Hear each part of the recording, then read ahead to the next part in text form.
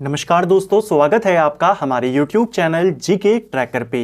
देखिए फ्रेंड्स, आज के वीडियो में हम बात करेंगे जो हमारी एक सीरीज है टॉप जीके MCQ सीरीज, और इस सीरीज की आज हम 121वीं क्लास यहाँ पे कवर करेंगे। और इस वीडियो में भी आपको जीके के प्रीवियस ईयर क्वेश्चंस यहाँ पर देखने को मिलेंगे, और सिर्फ क्वेश्चन आंसर नहीं बल्कि इनको पूरी डिटेल के साथ, एक्स्ट्रा फैक्ट के साथ यहाँ पर कवर करते हुए चलेंगे। अगर आपने इस क्लास से पहले की क्लासेस को नहीं देखा है, आप उन सभी क्लासेस को प्लेलिस्ट के माध्यम से देख सकते हैं। तो चलिए दोस्तों, आज की क्लास को शुरू करते हैं। साथ में एक और बात, काफी फ्रेंड्स के कमेंट थे कि जो विंसर 2024 की किताब है उसके नोट्स को कवर किया जाए, उसके करंट अफेयर को कवर किया जाए। तो कल से आपकी विंसर की क्लास भी आपको यहां पर देखने को मिलेगी। जैसा आप जानते हैं, विंसर में आपको समसामयिकी के MCQ भी दिए जाते हैं, और समसामयिकी का जो पूरा घटनाक्रम होता है, चाहे उत्तराखंड का हो चाहे आपके राष्ट्रीय स्तर पे हो, दोनों की थ्योरी भी आपको दी होती है। तो थ्योरी की आपकी एक सिंगल मास्टर वीडियो आएगा, जैसे विंसर 2023 का आया था। MCQ की क्लासेस आपकी कल से शुरू हो जाएंगी। उत्तराखंड के सिलेक्टेड करंट अफेयर आपको उसमें देखने को मिलेंगे। तो विंसर की क्लासेस भी आपकी कल से आनी शुरू हो जाएगी। पूरे 2023 का करंट अफेयर आपका उस सीरीज के माध्यम से क्लियर हो जाएगा। तो चलिए आज की क्लास को शुरू करते हैं। आज का हमारा पहला क्वेश्चन है, निम्नलिखित अष्टप्रधान मंत्री परिषद और उनके कार्यों के युग्मों में सही सुमेलित कौन सा है। यानी एक तरफ आपको जो अष्टप्रधान होती थी, अष्टप्रधान किसकी मंत्री परिषद को कहा जाता था? जो शिवाजी थे इनकी मंत्री परिषद को अष्टप्रधान कहा जाता था। और जो 8 तेलुगु कवि थे कृष्णदेव राय के दरबार में, उनको क्या कहा जाता था? उनको अष्टदिग्गज कहा जाता था। एक तो आपको ये वाला कंफ्यूजन क्लियर करना है, अष्टप्रधान किसके दरबार में थे और अष्टदिग्गज किसके दरबार में थे। ठीक है, तो अष्टप्रधान में 8 प्रमुख मंत्री होते थे इस पूरी मंत्री परिषद में। एक तरफ मंत्री के नाम दिए हैं, दूसरी तरफ उनके विभागों का काम दिया है कि कौन किस विभाग से संबंधित है। तो चलिए देखते हैं कौन सही सुमेलित है। पहला दिया है सुमंत, क्या यह विदेश मंत्री होता था अष्टप्रधान के अंतर्गत? यह आपका सही हो जाएगा। बहुत बार पेपर में आया है कि शिवाजी के अष्टप्रधान में आधुनिक विदेश मंत्री के समान कौन सा पद होता था? आप कहेंगे सुमंत होता था। इसी सुमंत को दबीर भी कहा जाता था। तो सुमंत या दबीर एक ही पद होता था। ठीक है, और ये किसके समान होता था? विदेश मंत्री, या कुछ जगहों पर विदेश सचिव भी लिखा गया है। ठीक है, दूसरा है सर ए नौबत, क्या ये सेना भर्ती और संगठन का प्रमुख होता था? तो ये आपका सही हो जाएगा। सर ए नौबत यानी कि सेनापति इसको लिखा गया है। सेनापति यानी सेना का जो प्रमुख होता था, सेना भर्ती से संबंधित, संगठन से संबंधित, उसको क्या कहा जाता था? सर ए नौबत। सर ए नौबत यानी सेनापति। तो दूसरा वाला भी सही है। तीसरा है अमात्य, क्या ये वित्त एवं राजस्व मंत्री होता था? तो ये भी आपका बिल्कुल सही है। जो अष्टप्रधान में अमात्य होता था, यह आपका एक वित्त मंत्री के समान होता था। अमात्य को मजूमदार भी लिखा जाता है, तो दोनों पद एक ही हैं। मजूमदार पूछे या अमात्य पूछे, ये होगा आपका वित्त मंत्री। तो रक्षा मंत्री कौन हो गया? सर ए नौबत। विदेश मंत्री सुमंत हो गया, और वित्त मंत्री अमात्य हो गया। एक पेपर में पूछा गया था, गृह मंत्री के समान कौन सा पद था शिवाजी के अष्टप्रधान में? तो एक मंत्री था जिसका नाम था वाक्यनवीस। वाक्यनवीस आधुनिक गृह मंत्री के समान होता था। ठीक है, तो यहां पर आपके तीनों सही हैं। ऑप्शन डी सही विकल्प हो जाएगा। नेक्स्ट है, किसी राज्य की जनसंख्या कितनी होने पर मध्यवर्ती स्तर पर पंचायत का गठन आवश्यक है? देखिए, भारत में पंचायत कितने स्तरों पर है? 3 स्तर पर है। ग्राम स्तर पर आपकी ग्राम पंचायत है, फिर आपके ब्लॉक स्तर पर क्षेत्र पंचायत है, और फिर आपके जिला स्तर पर जिला पंचायत है। ठीक है, त्रिस्तरीय व्यवस्था की सिफारिश किस समिति ने करी थी? यह क्वेश्चन भी आता है। आप कहते हैं बलवंत राय मेहता समिति ने करी थी। लेकिन इसको लेकर एक छोटा सा फैक्ट आपको याद करना है। जिन राज्यों में जनसंख्या 20 लाख से कम होती है, वहां पर ब्लॉक स्तर पर क्षेत्र पंचायत नहीं बनाई जाती है, वहां पर ग्राम पंचायत और जिला पंचायत होती है। मध्यवर्ती स्तर यानी जो ब्लॉक स्तर होता है, किन राज्यों में आवश्यक है? जहां की जनसंख्या 20 लाख से अधिक है। तो ऑप्शन ए इसका सही उत्तर यहां पर हो जाएगा। ठीक है, नेक्स्ट है, भारतीय संविधान में राज्यपाल द्वारा राष्ट्रपति के विचारार्थ विधेयक सुरक्षित रखना किस देश के संविधान से लिया गया है? कुछ दिन पहले हमने संविधान की डिटेल सीरीज में राज्यपाल के बारे में समझा था और इनसे संबंधित जितने आर्टिकल थे सबको कवर किया था। उन्हीं में एक आर्टिकल था आर्टिकल 201। आर्टिकल 201 के तहत राज्यपाल कोई भी विधेयक राष्ट्रपति के विचारार्थ के लिए सुरक्षित रख सकता है। किसमें है यह व्यवस्था? आर्टिकल 201 में। और यह हमने किस देश के संविधान से लिया है? यह हमने कनाडा के संविधान से लिया है। ऑप्शन बी सही उत्तर यहां पर हो जाएगा। ठीक है, कनाडा से हमने संघीय ढांचे को लिया है। जो अवशिष्ट शक्तियां केंद्र को मिली हैं वो भी हमने कनाडा से ली हैं, और एक मजबूत केंद्र होगा उसको भी हमने कनाडा से लिया है। ठीक है, नेक्स्ट है, निम्नलिखित अनुच्छेदों में से कौन सा एक केंद्र पर यह कर्तव्य आरोपित करता है कि बाह्य आक्रमण एवं आंतरिक अशांति से प्रत्येक राज्य की सुरक्षा करे? यानी बाहरी आक्रमण अगर होता है किसी राज्य के ऊपर या किसी राज्य में आंतरिक अशांति होती है तो केंद्र सरकार का कर्तव्य है कि वो उस राज्य की सुरक्षा करेगा। कौन सा आर्टिकल कहता है? यह कहता है आर्टिकल 355। ऑप्शन ए सही उत्तर यहां पर हो जाएगा। यह क्वेश्चन बहुत बार पेपर में आया है कि राज्यों की बाहरी आक्रमण से और आंतरिक अशांति से सुरक्षा की जिम्मेदारी किसकी है? केंद्र की। किस आर्टिकल में यह बात कही गई है? आर्टिकल 355 में कही गई है। आर्टिकल 355, और इसी से एक कदम आगे चलें तो आपको एक आर्टिकल मिलेगा आर्टिकल 356। दोनों में केंद्र का इंटरफेरेंस है। 356 वाले में डायरेक्ट है, राज्य सरकार को बर्खास्त कर दीजिए, राष्ट्रपति शासन लगा दीजिए और डायरेक्ट केंद्र के अधिकार में राज्य आ जाता है।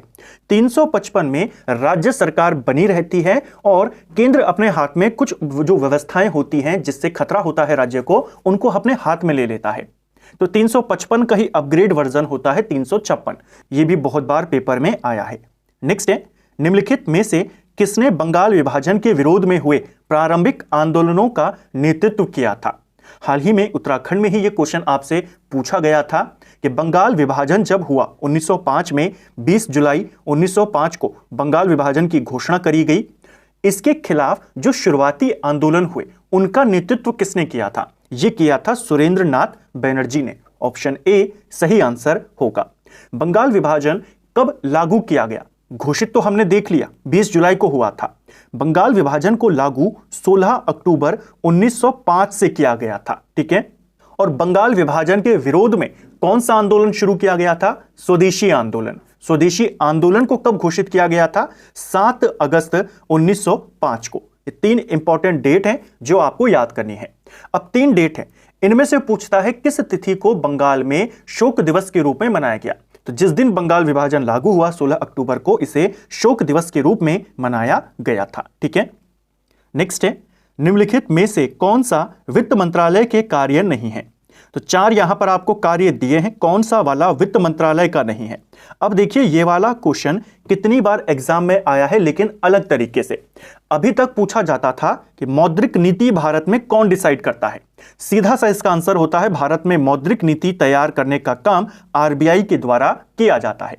अब उसने आपको अन्य अन्य विकल्प यहां पर डाल दिए और ये वाला पॉइंट भी डाल दिया, और विकल्प उसी के अकॉर्डिंग आपको दिए गए हैं, सेम आपके ये एग्जाम के विकल्प हैं। तो मौद्रिक नीति आरबीआई निर्धारित करता है, यानी 3 वाला पॉइंट तो वित्त मंत्रालय का नहीं है। तो जहां जहां पर 3 है वो आपके कैंसल आउट हो गए। सीधा आपका आंसर हो गया ऑप्शन सी। 1 यानी राजकोषीय नीति का निर्धारण, 2 यानी सरकारी व्यय को नियंत्रित करना, और 3 यानी बजट का राजस्व अनुमान तैयार करवाना। ये सारे काम वित्त मंत्रालय के हैं, जबकि मौद्रिक नीति का डिसाइड कौन करता है? आरबीआई करता है। बस आपको ये वाला पॉइंट, अब ये वाला प्रीवियस ईयर का क्वेश्चन है, बहुत बार पेपरों में आया है। अगर आपके प्रीवियस ईयर के कॉन्सेप्ट क्लियर हैं, प्रीवियस ईयर के क्वेश्चंस आपने लगाए हैं, उनकी प्रैक्टिस आपने अच्छे से की है, तो आप इजीली इसको पहचान जाएंगे। और विकल्प इस अनुसार हैं कि जहां पर आपको 3 दिख गया वो आपका एलिमिनेट हो जाएगा। तो इस सीरीज से आपका यही लाभ होता है, क्योंकि आपको इसमें प्रीवियस ईयर के क्वेश्चन देखने को मिलते हैं, साथ में एक्स्ट्रा फैक्ट के साथ मिलते हैं, और उन क्वेश्चन से जुड़े हुए जो अन्य क्वेश्चन होते हैं वो भी आपको वहीं पर देखने को मिलते हैं, ताकि आपकी प्रैक्टिस भी होती रहे और रिवीजन भी आपका साथ साथ में चलता रहे। इन 3 काम के अलावा जो वित्त मंत्रालय होता है, जो आर्थिक समीक्षा होती है, आर्थिक सर्वेक्षण होता है, उसको तैयार करने का काम भी करता है और उसे प्रकाशित भी वित्त मंत्रालय करवाता है। ठीक है, नेक्स्ट है, महिलाओं को मुख्य धारा में लाने के उद्देश्य के साथ भारत में जेंडर बजटिंग का प्रारंभ किस बजट में किया गया था? तो बजट का इस्तेमाल बजट में भी महिलाओं की भागीदारी प्रॉपर तरीके से हो, जो लैंगिक असमानता है समाज में उसको दूर किया जाए, इसके लिए जेंडर बजट भारत में शुरू किया गया और इसकी शुरुआत करी गई थी केंद्रीय बजट 2005-2006 से। ऑप्शन डी सही उत्तर होगा। ऐसे ही एक और क्वेश्चन बनता है कि भारत में पहला पेपरलेस बजट था, वो कौन सा वाला बजट था, किस वर्ष वो बजट आया था? तो पहला पेपरलेस जो बजट था वो 2021-22 का बजट था और पहला जेंडर बजट किस में आया था? 2005-06 में आया था। ठीक है, नेक्स्ट है, भारतीय कला में स्तूप, चैत्य, विहार का निर्माण निम्नलिखित में से किससे संबंधित है? तो भारतीय स्थापत्य कला में किस संप्रदाय में स्तूप, चैत्य, विहार आपको देखने को मिलते हैं? ये आपको बौद्ध धर्म में देखने को मिलते हैं। ऑप्शन सी सही उत्तर यहां पर हो जाएगा। जो बौद्ध भिक्षु होते थे उनके जो निवास स्थान है उनको कहा जाता है विहार। तो बौद्ध भिक्षुओं के निवास स्थान को क्या कहते हैं? विहार कहते हैं। बौद्ध भिक्षुओं के जो पूजा स्थल होते हैं उनको कहा जाता है चैत्य। ये क्या होते हैं? आपके पूजा स्थल होते हैं। और स्तूप की बात करें तो जो पवित्र बौद्ध अवशेष होते हैं उनको एक टीले के रूप में रख दिया जाता है, उसे ही स्तूप कहा जाता है बौद्ध धर्म में। तो इन तीनों को आपने ध्यान रखना है। ठीक है, नेक्स्ट है, निम्नलिखित में से किस राष्ट्रकूट शासक ने जिनसेन और महावीर आचार्य को अपने दरबार में प्रशय प्रदान किया था?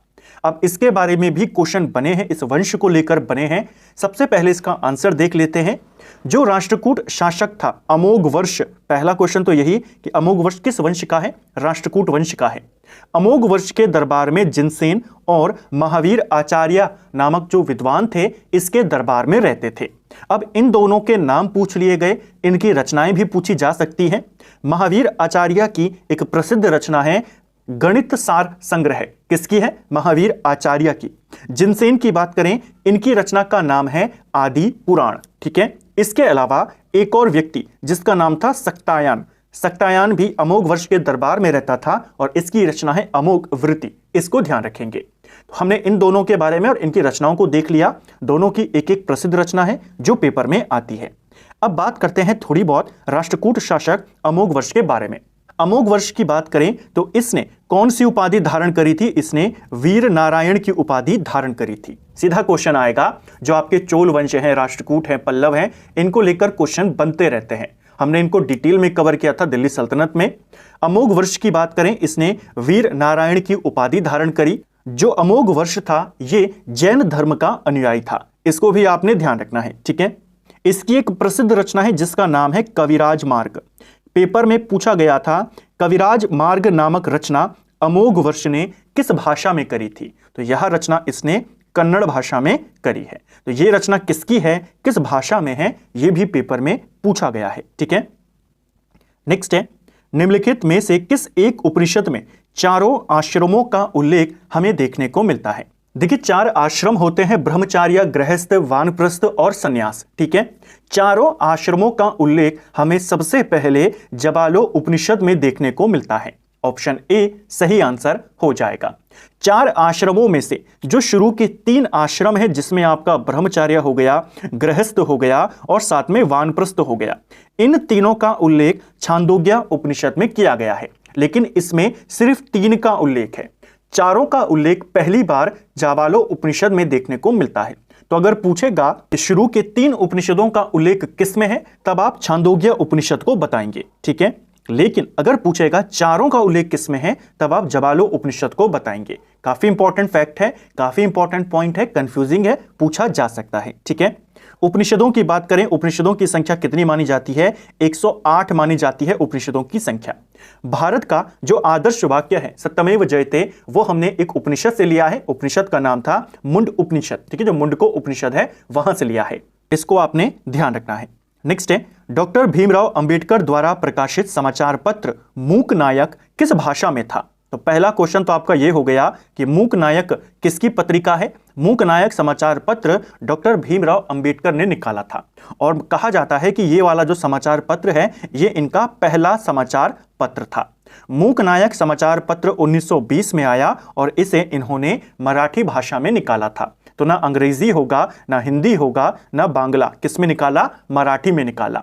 और 7 साल के बाद इन्होंने एक और पत्रिका निकाली जिसका नाम था बहिष्कृत पत्रिका। और ये किस में आती थी? बहिष्कृत भारत पत्रिका, ये आपके मराठी में आती थी, वो वाली भी और ये वाली भी, दोनों। वो 1927 में आई, ये 1920 में आई, ठीक है। तो मूक नायक किसकी है? डॉक्टर भीमराव अंबेडकर की है, मराठी पत्रिका। नेक्स्ट है, किस वायसराय के काल में रिचर्ड स्ट्रेची की अध्यक्षता में प्रथम अकाल आयोग का गठन किया गया था? देखिए, रिचर्ड स्ट्रेची की अध्यक्षता में 1878 में एक अकाल आयोग बनाया गया था जिसे स्ट्रेची आयोग कहा गया। कई बार एग्जाम्स में सिर्फ यह पूछा गया है कि स्ट्रेची आयोग किससे संबंधित था, तो अकाल से यह संबंधित था, ठीक है। कुछ जगहों पर 78 दिया है, कुछ जगहों पर दिया है कि इसका गठन 1880 में हुआ था, तो इसी बीच में इसका गठन हुआ है। ज्यादातर जगहों पर 80 आपको देखने को मिलेगा, ठीक है। रिचर्ड स्ट्रेची भारत में बनने वाले पहले अकाल आयोग के अध्यक्ष थे। तो क्वेश्चन आएगा, ब्रिटिश काल में प्रथम अकाल आयोग का अध्यक्ष कौन था? तो आप रिचर्ड स्ट्रेची को ही याद करेंगे, ठीक है। इस आयोग की स्थापना लिटन के समय में हुई थी, लिटन के द्वारा करी गई थी। ऑप्शन ए सही उत्तर यहां पर हो जाएगा। इसके बाद लगभग 20 साल के बाद 1897 में जो वायसराय था भारत का, एल्गिन द्वितीय, उसने जेम्स लॉयल के नेतृत्व में भारत में दूसरे अकाल आयोग का गठन किया। और फिर लॉर्ड कर्जन ने मैकडॉनल्ड की अध्यक्षता में 1900 ईस्वी में तीसरे अकाल आयोग का गठन किया। तो इनको आपने याद करना है। एक और फेमस चीज जो प्रथम अकाल आयोग से पूछी जाती है कि भारत में अकाल संहिता किस अकाल आयोग की सिफारिशों पर तैयार हुई थी, या किसने तैयार करी थी भारत में अकाल संहिता? तो वो इसी स्ट्रेची आयोग ने करी थी। तो ये पहला है, तो काफी ज्यादा इंपॉर्टेंट है, लिटन का नाम ध्यान रखेंगे।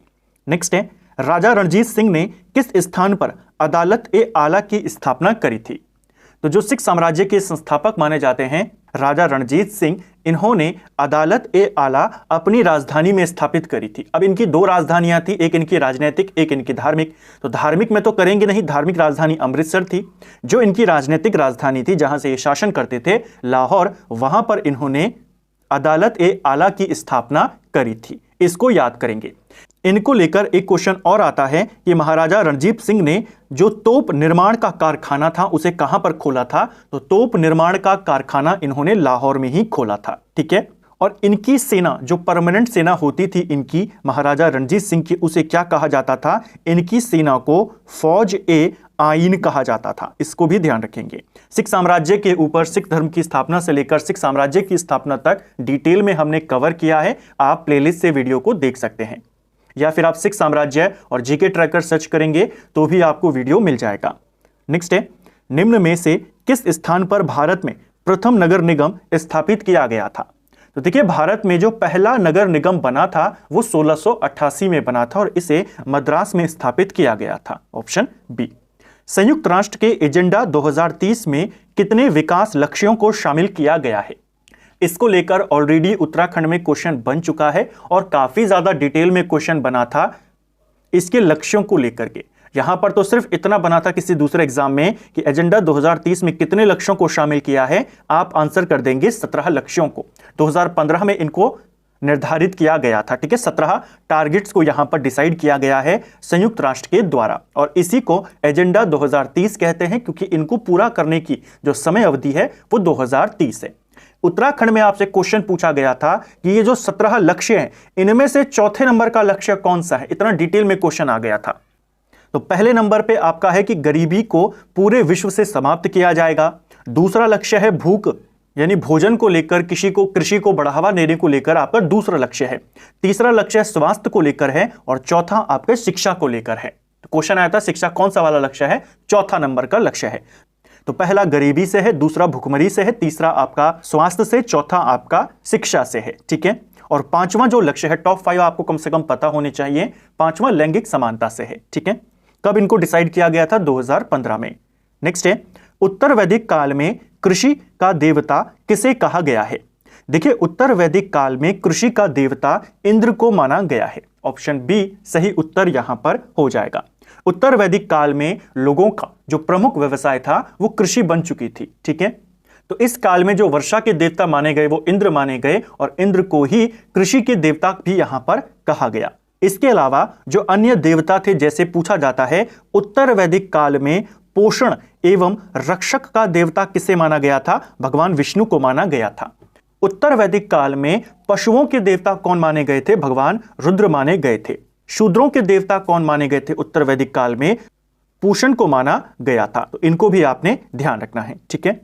नेक्स्ट है, भूमिदान का पहला अभिलेख या साक्ष्य किसमें देखने को मिलता है? तो भूमिदान देने का जो पहला साक्ष्य हमें मिलता है वो नानाघाट अभिलेख में मिलता है। नानाघाट अभिलेख आपके सातवाहन वंश से संबंधित है।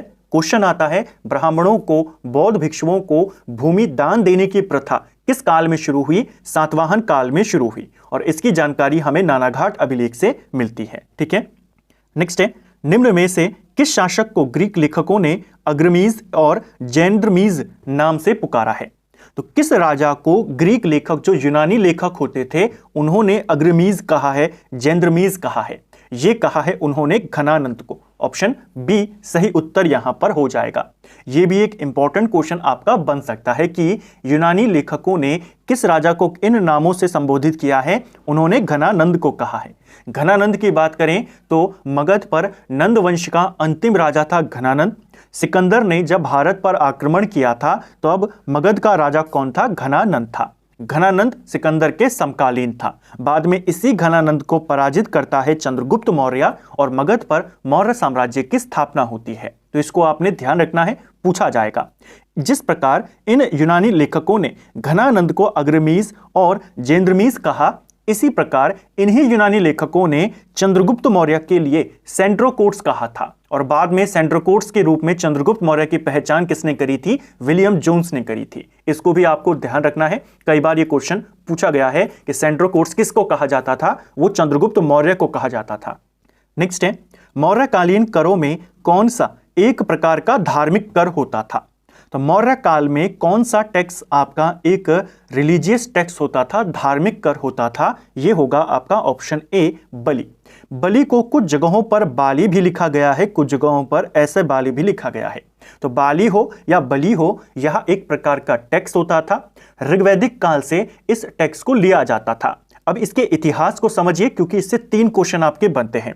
पहला क्वेश्चन बनता है कि ऋग्वैदिक काल में बलि क्या था? तो बलि एक प्रकार का कर था और यह एक स्वैच्छिक कर था, यानी जो देना चाहे वो दे सकता था। किसी के ऊपर इसको देने के लिए कोई जुर्माना या कोई अनिवार्यता नहीं थी।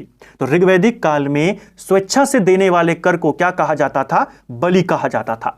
जब उत्तर वैदिक काल आया तो इस कर को परमानेंट कर दिया गया, यानी अनिवार्य कर दिया गया। 1/16 हर व्यक्ति से यह कर लिया जाता था। क्वेश्चन आता है, भारत में या भारतीय इतिहास में कर व्यवस्था कब शुरू हुई? उत्तर वैदिक काल में, जब इस स्वैच्छिक कर को अनिवार्य कर दिया गया। मौर्य काल तक यह कर लिया जाता था, मौर्य काल में भी इसे लेने के उल्लेख मिलते हैं और यह एक प्रकार का धार्मिक कर होता था। तो इसको आपने ध्यान रखना है, ठीक है। जो रज्जु होता था, भूमि की माप के समय जो टैक्स लिया जाता था उसे रज्जु कहते थे। विविध मौर्य काल का एक फेमस चारागाह कर था। क्वेश्चन आएगा, चारागाह कर कौन सा है इनमें से? विविध होता था। हिरण्य की बात करें, यह मौर्य काल का एक नगद कर होता था। इसको भी ध्यान रखना, ठीक है, कि मौर्य काल में नगद वसूला जाने वाला कर कौन सा था? हिरण्य था। यह अनाज के रूप में नहीं वसूला जाता था, इसे नगद ही वसूला जाता था। एक और क्वेश्चन पेपर में आया था मौर्य काल के करों को लेकर के कि प्राणायाम मौर्य काल में क्या था? तो पहली चीज, ये एक टैक्स था, ठीक है। दूसरा, किस प्रकार का टैक्स था? तो ये आपका एक आपातकालीन टैक्स था। इमरजेंसी का जो टैक्स होता था उसे प्राणायाम कहा जाता था मौर्य काल में, ठीक है। नेक्स्ट है, किसके काल को मुगल चित्रकला का स्वर्ण काल कहा जाता है? तो मुगलों में जो काल कहे जाते हैं, किसके काल को क्या कहा जाता है? ऐसे क्वेश्चन बनते हैं। जैसे साहित्य का गोल्डन पीरियड अकबर के काल को कहा जाता है, इसी प्रकार चित्रकला का स्वर्ण काल जहांगीर के काल को कहते हैं और स्थापत्य कला का स्वर्ण काल कहा जाता है शाहजहां के काल को। तो दोनों आपने याद करने हैं। चित्रकला पूछेगा तो जहांगीर, स्थापत्य कला पूछेगा तो शाहजहां, ठीक है। ऐसे क्वेश्चन भी पूछ लिए जाते हैं। तो फ्रेंड्स ये था हमारा आज का वीडियो जिसमें हमने जीके के 20 इंपॉर्टेंट एमसीक्यूज को यहां पर कवर किया और ना सिर्फ क्वेश्चन आंसर को देखा, उनको डिटेल में देखने का प्रयास किया ताकि आपके साथ साथ में कॉन्सेप्ट भी क्लियर होते रहें और एक अच्छा जो आपका प्रैक्टिस सेट है वो आपको मिलता रहे, जिससे आपकी प्रैक्टिस भी अच्छी से होती रहे और एक अच्छा सेशन आपको यहां पर मिलता रहे। उम्मीद करता हूं आपको आज का वीडियो पसंद आया होगा। अगर आपको ये वीडियो पसंद आया है तो वीडियो को लाइक करें, चैनल पर नए हैं तो चैनल को सब्सक्राइब करें, अपने दोस्तों के साथ शेयर करें। वीडियो आपको कैसा लगा कमेंट बॉक्स में हमें जरूर बताएं। साथ ही आपके कितने क्वेश्चन सही रहे वो भी आप हमें कमेंट बॉक्स में बता सकते हैं। Thank you friends.